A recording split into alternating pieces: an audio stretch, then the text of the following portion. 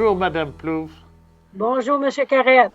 Alors, évidemment, une section des plus dynamiques, j'ai pas de problème avec ça. Une section bien gérée et bien menée. Mais vous avez surtout un projet qui peut intéresser d'ailleurs tout le monde dans la QDR, un projet pour veiller au bien-être des aînés. Expliquez-nous ça. Moi, j'ai eu la surprise de voir que la QDR était en action dernièrement à Drummondville. J'ai passé 2 jours. Et surprise, nous, c'est bienveillance en action. Bon, 0-100 ans, ouais. qui comprend, dans le fond, toutes les personnes qui, dans le fond, ont besoin d'être enseignées et de connaître les ressources. Alors, nous débutons avec un projet qui nous a été accordé par la table des préfets, ici dans la MRC L'Assomption. Nous Ok. irons visiter toutes les villes. On va faire du porte-à-porte pour aller cogner aux portes pour connaître les gens et leur faire connaître les ressources. C'est un projet de 2 ans qui nous a amené à embaucher un chargé de projet pour réaliser toute cette belle œuvre-là. Moi, je dis, on nous a dit la créativité, mais moi, je me disais, c'est un service, c'est un tissu social et de sécurité. Mhm. Alors, on est accompagné par des partenaires, policiers, pompiers, le CIS. On a aussi des personnes qui, le 211, qui est présent ici dans la région. Ça avait débuté, voyez-vous, le 2 à 1 ici a commencé, moi j'ai fait la première conférence en 2015 et je parlais la semaine passée avec une personne de l'Assomption me disant ne pas connaître encore le 2 à 1. Fait que je me disais, oh, ça veut dire qu'il y a encore des nouvelles personnes qui arrivent dans la région, mais aussi des personnes qui ne connaissent pas vraiment le site qui existe et en plus le numéro qui est facile. Mhm. Lorsque j'ai fait la conférence, M.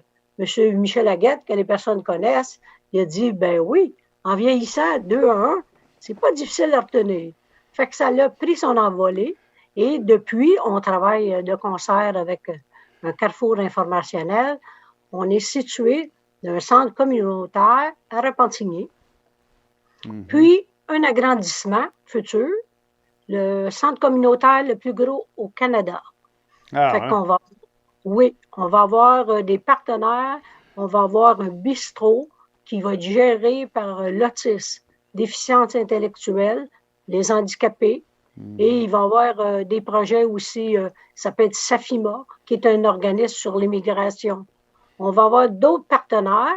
Fait que je pense qu'on va faire un rôle assez important ici, la MRC L'Assomption, et notre section, déjà, je pense que déjà, moi, j'ai près de 1000 membres, qui veut Mhm. dire depuis, je commence ma 6e année de présidence, 12 ans organisation des conférences, la Mhm. dernière qui est Annie Soleil Proto, on a reçu vendredi dernier, Mhm.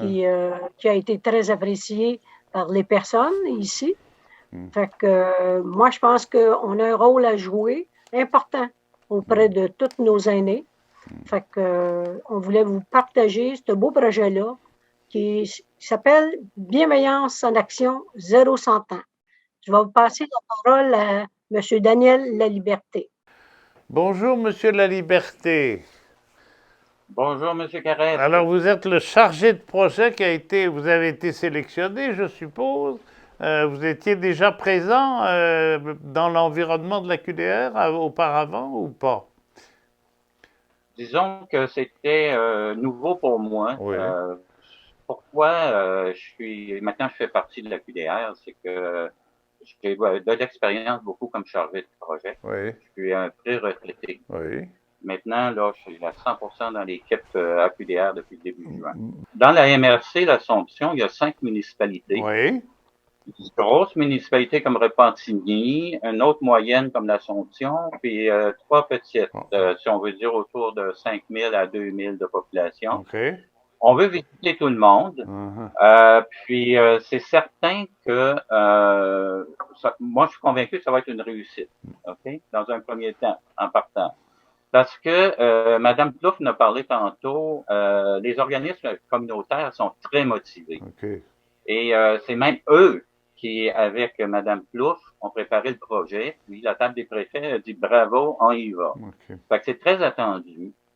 On fait une expérience pilote, comme disait Madame Plouffe, à l'Assomption. Très bonne collaboration. Et ça va nous servir de base pour préparer les autres vagues, si on veut. Mm. Et c'est vraiment un projet pilote dans tous les sens. Mm. Et c'est des équipes de bénévoles et d'intervenants qui vont visiter des quartiers précis. Mhm. On évalue à peu près, comme là par exemple l'Assomption, il va y avoir 300 portes de visiter. Mhm. Les équipes intervenants bénévoles vont, à chaque fois qu'ils vont avoir une réponse ou pas de réponse ou etc., ils vont tenir compte des données. Ils vont produire un rapport. Mhm. Et ces rapports-là vont être recueillis. Moi, je vais faire la compilation. L'objectif, après les 2 ans, après les 7 vagues faites, il va y avoir de l'information, un contenu que l'on veut présenter aux différentes municipalités et autres, Mhm. les décideurs, pour finalement justifier que le système, que le produit soit constant, régulier dans les années. Ce qui peut sortir de ça aussi, c'est que d'autres territoires, d'autres MRC peuvent peut-être, disons, comprendre l'utilité de cet outil-là. OK. C'est ça l'objectif. Et puis toutes nos organisations communautaires vont en retirer un Ben profit. oui, ben oui. Ouais. C'est clair, parce qu'ils ont même évalué eux autres que on doit aller vers la clientèle. Mhm. Ça va être un portrait terrain assez précis, OK. selon moi. Mais il y a une chose qu'il faut préciser, c'est que lors des visites porte à porte, s'il y a des cas extrêmes, déjà, on va pouvoir faire intervenir soit des policiers, des intervenants spécialisés, par exemple violence conjugale, etc., Ouais, etc. Donc, il va y avoir un résultat immédiat, OK. puis par la suite, un résultat qu'on souhaite moyen-long terme pour la MRC et les autres OK. MRC. Je voulais savoir, avant de frapper aux portes, parce que ça peut faire peur à des gens, ces délégations, ils vont dire, mon Dieu, la police ici, qu'est-ce qu'elle vient faire? Bon, est-ce que vous les prévenez? Est-ce que vous les informez d'avance que vous allez avoir la visite ou pas? OK. Absolument. Je vais vous montrer ici, on appelle ça, je sais pas si Oui, ça peut bien paraître, un approche-porte. OK. Alors ça, c'est distribué quelques jours avant OK. à chacun des portes que nous allons visiter. Puis aussi, durant la tournée, c'est sûr, Madame Plouffe parlait des corps policiers Mhm. ou pompiers. Ils vont être avec nous. Ils vont circuler dans les rues OK. pour justement mettre en confiance les gens. OK. OK. C'est pour ça. Bon, Et disons que autrement dit, vous allez, à la fin de ces 2 ans, vous ambitionnez d'avoir une carte de la réalité des aînés, de leurs besoins et de leurs idées quant aux réponses qu'il faut donner à travers les services publics ou communautaires. une carte précise au niveau on appelle ça des communautés très OK. spécifiques, pas dans l'ensemble, mettons, de la Oui, ville oui. ou autre. OK. OK. OK? C'est des communautés de proximité OK. qu'on appelle. OK. Donc, ça peut être même une bulle, un fond de rue ou n'importe quoi.